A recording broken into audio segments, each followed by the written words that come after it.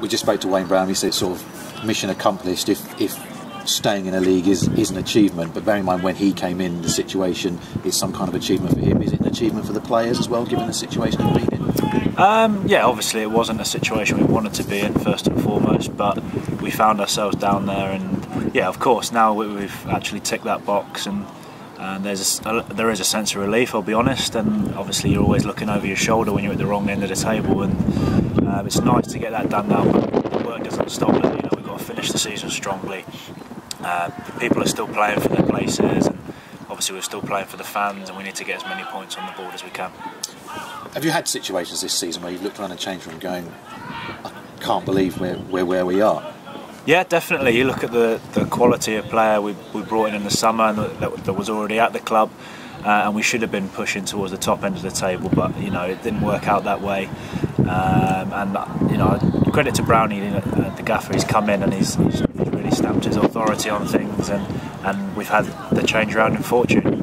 Yeah, with all due respect, I wouldn't expect you to criticise previous managers or anything like that, but is Wayne a very different character to maybe the previous people who've been in charge? Yeah, definitely brings his own sort of authority, and you can definitely sense that he's the boss sort of thing, and he's very concise and clear in the points that he gets across, and he makes it quite a simple thing for us to do. He makes it very black and white, and it's been really good to see him do well. He's done really well. He took his chance last year, perhaps didn't go as well as he would have liked, so for him to get another chance and to do as well as he has done this time, I'm really happy for him.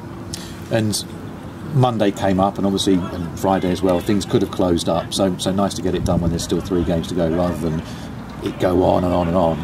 Yeah, of course, like I say, you're always sort of looking over your shoulder, and you're looking at the other team's results, and it's nice to get it done, but also we know that that's not where we should be. So yes, a sense of relief, but we're not happy that we've avoided relegation. We wanted to be much higher up the league than we have been, but there's certainly things there that we can now work on with one eye on next season.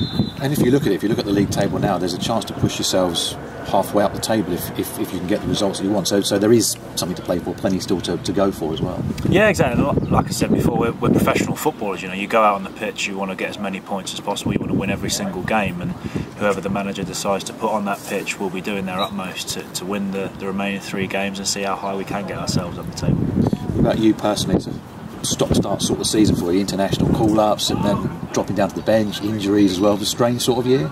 Yeah, it's been interesting. It's a bit of a different one, but yeah, I think these things happen. Managers make decisions, and you just got to get on with it and be ready to take your chance when you're called upon. But internationals obviously didn't help. It does stop-start, but in terms of that, I would never miss those international games. It's something that I always really look forward to. Yes, it's a hindrance on my club career, but when there's a World Cup dangling at the end of it, you can never pass those opportunities up. That's what I wanted to ask you about, because May the 7th, the season finishes, but for you there's still an important date in the diary, isn't there? Yeah, definitely. It's just been confirmed that the 14th of June is the Intercontinental Playoff game, so that's something we're working towards. So I think I'll get a couple of weeks of downtime, but that downtime will obviously still involve doing bits and pieces to stay fit, and then we'll move into a training camp with an eye on obviously that game on the 14th of June. Having been to a World Cup before and experienced it before, a fantastic opportunity for yourselves and the New Zealand squad. Yeah, I was very young at the time. I was a 20-year-old kid really, and you don't really appreciate at the time what you're actually doing and what we accomplished as a team whilst we were there. And so this time around, it's obviously much more experienced, and it's something that if we could make it there again, it'd be unbelievable for me and my family. So hopefully we can get over the line. We fancy our chances. We'll go into it confidently, knowing that they're a decent outfit and a good side, but knowing that we can get that job done.